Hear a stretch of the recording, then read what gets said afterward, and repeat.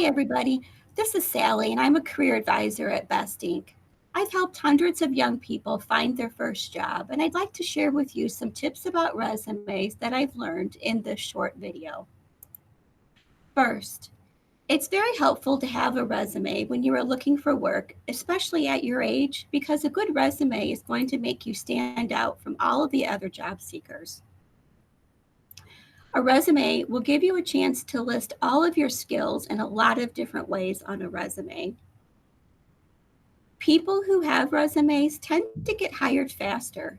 I think it's because a resume forces you to organize and think about your skills before putting them on a resume, and this is a big confidence builder. And you know what? Resumes also make it easier for the employer. Remember that employers have to go through a lot of applications and resumes, so anything that you can do to stand out as a job seeker will catch their attention, and they're going to be more likely to call you for an interview.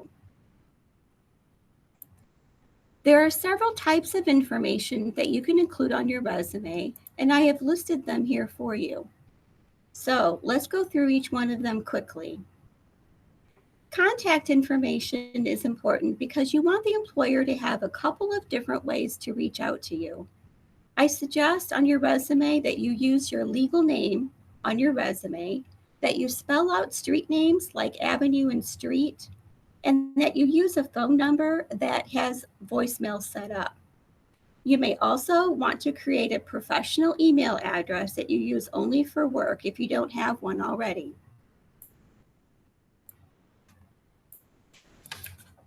A summary or a job objective lets an employer know what job you are interested in doing. You can present it as a short statement, or you can do it using a few sentences.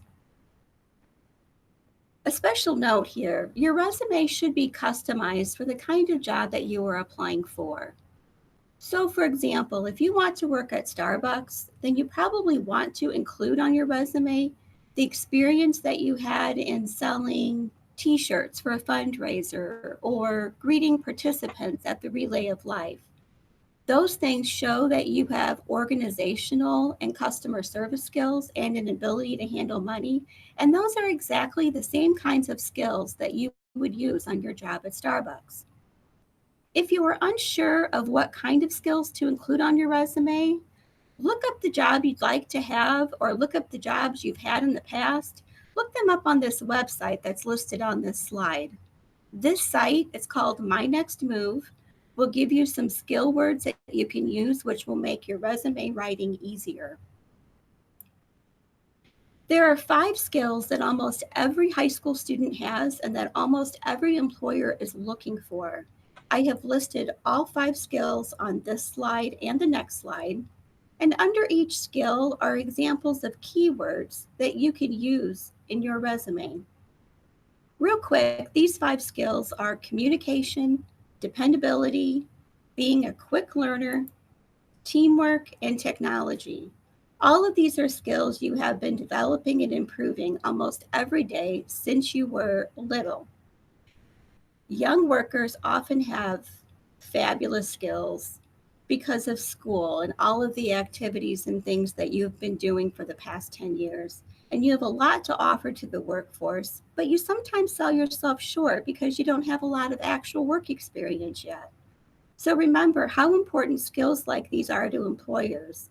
Put the skills that you think are your best on your resume.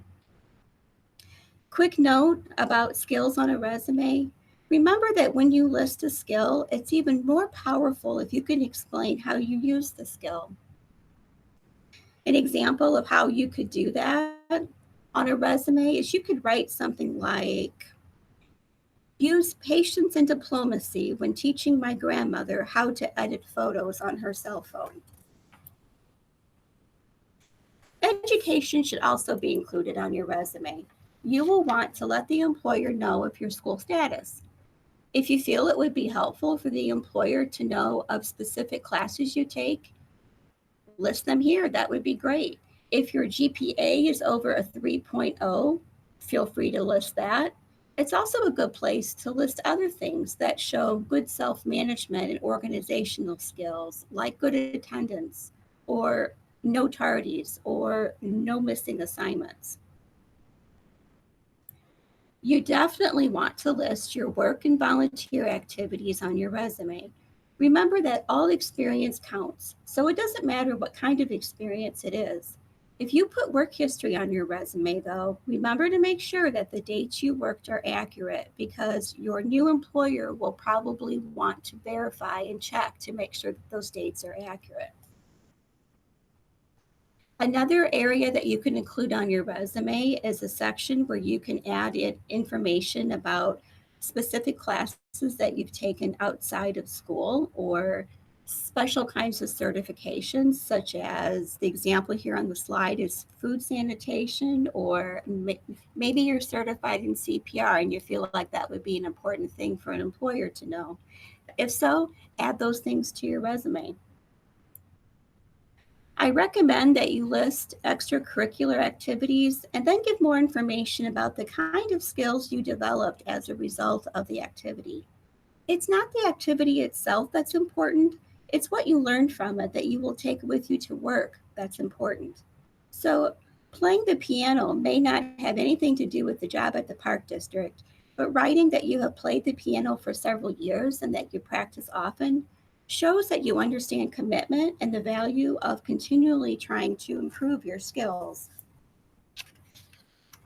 Finally, on this last screen, keep these tips in mind when you put together your resume, and you will have a really wonderful, effective resume that you can use not only for your school assignment, but also for when you look for a job. Thanks so much.